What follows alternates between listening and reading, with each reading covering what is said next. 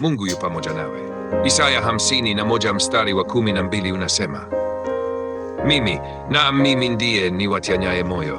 Wewe ni nani hata umwogope mwanadamu anayekufa, na mwana wa mwanadamu atakayekuwa kama majani?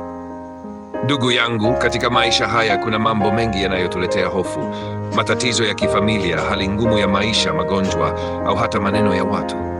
Lakini Mungu anatukumbusha kuwa tusimwogope mwanadamu wala hali yoyote, kwa sababu yeye aliye juu ya vyote yupo pamoja nasi. Hii ni ahadi ya faraja. Mungu anasema, mimi ndiye niwatianyaye moyo. Hii ina maana kwamba hata katika giza la maisha, Mungu anakuja upole kukutuliza, kukutia moyo na kukufariji.